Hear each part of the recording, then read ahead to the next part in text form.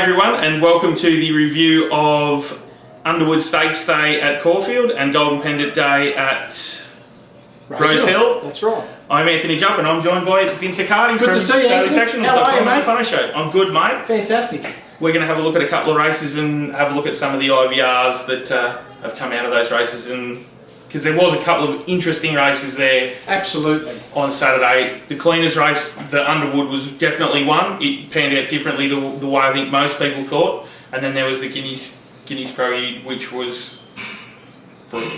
Oh, it was. So I guess we might as well start with the key race, and that was the mighty Underwood race, with pretty much three genuine horses that have been running superbly. Maybe not in sync week by week. First of all, we had Faulkner, who's a real, as we know, for a number of years has been probably one of the shining lights for Victorian racing, and clearly one of the best horses we have in the country. There's no doubt about it. It was Frank last year in the Cox Plate that this horse is a world-class racehorse and continues to very tactical, can cope with slow pace, fast pace. What was really interesting with the meeting that took place was the surprise element of the pace. They only went 1.3 lengths above benchmark through the first section of the race, which was a big surprise. That's very unclean-like, isn't it, Vince?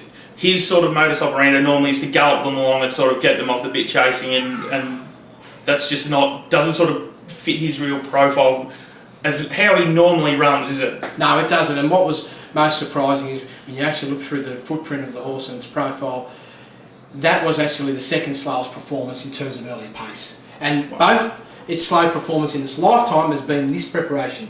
We've had one run where it was 1.5 lengths below, and then this run third up where it was only 1.3 lengths above benchmark. So all other races have been well above that. Typically likes to race anywhere between sort of 4 and 15 lengths above benchmark. That's its natural operating sort of footprint in terms of profile. And here we are running very gentle. And then even through the midsection, quite a surprise, they only increased the race pace by a length. So they went to 2.4 lengths above benchmark, pretty soft. Question without notice though, Vince, with that other performance of the cleaner, was that also at Caulfield? When it didn't perform? Yeah. No, it wasn't. Okay. No, absolutely not. Because I know there have been a couple of question marks about him. He appears to be better suited to the layperson at Moonee Valley. I don't know whether he gets around the bends easier or what his go is there, but he just seems to be a bit more suited there. But that's very interesting that it wasn't necessarily that Caulfield isn't the reason. He's just had a sort of a below, almost a soften up run at this stage of his prep heading towards a Cox Plate. Yes, well, my rationale is looking at what's taken place here is most profiling of a race is when everybody congregates to work out their tactics and what the strategies are. Everyone knows the cleaner's going to lead. Now, the cleaner generally takes several hundred metres to pick up and build up a level of momentum. No one really wants to take on the cleaner because they know how brutal it can be. So what's happened is Niall's been able to roll out to the lead. There's been no challenges, and he's just been able to go at a very gentle pace, and he's obviously taken a position that, well, there's no need to go any harder. No one's going to challenge me, and therefore hope that he can sort of be there late. The challenge, though, with the cleaner is when you have that structure, it is very one-paced, but it's at a high level though, like a high cruising speed. So I want to put the one pace in the context. It's not going to turn around and then just sprint 5-6 lengths above the benchmark over the last 400. He's got a high cruising speed, but not really a turn of foot. That's it, and that's the challenge. On the other side, when we sort of look at the performance of Faulkner, when you compare it to the start before, I think Faulkner was blessed to be able to get away with this race in this manner, even though it didn't win the race. Last start, 9 lengths below benchmark. Wow. On the weekend, 1.8 lengths below benchmark. That is still a turnaround in race pace of around 8 lengths. So it still had to increase its race pace by 8 lengths. That's very important, because you imagine if they had gone plus 5 or 6 like a lot of people may have been predicting or forecasting, it would have been a very, very different situation. It could have been a brutal run, could have been a flattening run, could have created all sorts of issues. Mourinho, on the other hand, sensational first up run. Went sideways second up. We wanted to make sure we included it in our race speed profiles because it had that strong stamping. We sort of made mention, even for those who listened to RSN, that it was important that we felt this horse was one of the strong four.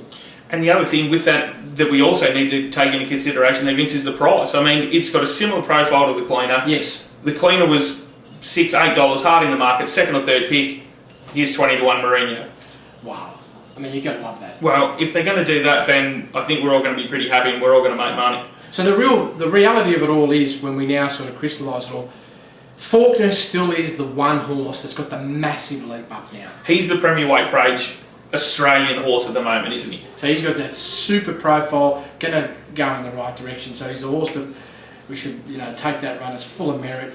Obviously, the cleaner ran well under the circumstances. Mourinho was good enough to beat them both, even though it was really a blanket finish between the three.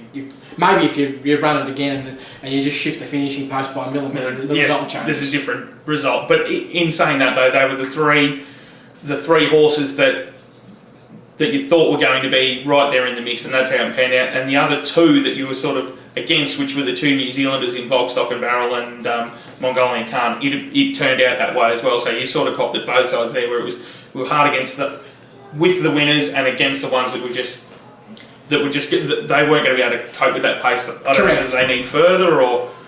Well, that's right. So the other horse that I also feel that hasn't been a real fan of mine, in the sense that it's been there in terms of performing, probably haven't been able to capitalise on an individual basis, but the bottom line is contributor. There's a lot of talk about that, so we should add a little bit of clarity to what's taken place.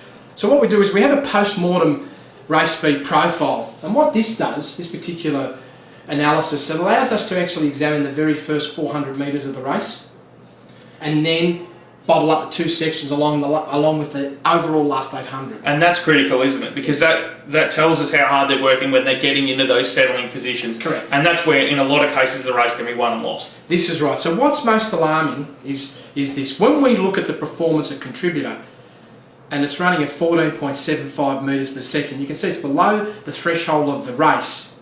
And basically, then you look at the mid and the late profile, it actually outperformed Faulkner in the mid and outperformed Faulkner in the late. Now, there's probably plenty of people that are happy to go back and watch the tapes, and I'm pretty sure the tapes aren't going to tell them that. No. So that's the sort of insight that you're getting by getting these products. So this is a really important thing about this horse. This horse, that run would have been beautiful, top off run, travelled in the sense of one run to the other. I cannot help but feel we're going to see a monster leap frog with this runner, and he's still going to have a bit of freshness about him. What's important about Contributor is he's the only horse out of this group of runners that can actually put two sections together where they are typically between 8 and 10 lengths consecutively above the benchmark. So you've got to watch that. Yes, a brutal pace could negate all that and be a negative. It just appears to me it could be a bit stronger, and I was on the fence after the first run, Anthony, about where's this horse going. And you look at this on face value. When I first looked at it on Saturday, I was disappointed. When I critiqued the figures, I said, no, I'm going to respect you, because if you're not going well, you couldn't outperform the Faulkner over the last two sections of the race if you weren't travelling well. But going forward, that's something that we're also going to need. Like, we've got him in mind now, he's someone on our radar, but that's where the RSPs come in to make sure that he gets the right race shape when we get to the day that whether it's Cox Plate or whichever race they're aiming for, we need to make sure that he has got the shape that is going to suit him. So at this stage, keep him on guard and keep him on side.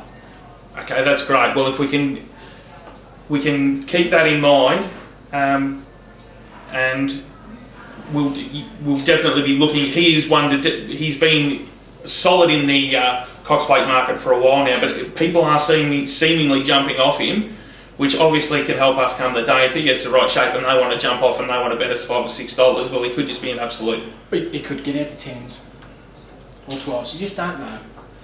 Vince, we'll be back after a short break and we'll have a look at Sydney. Thank you.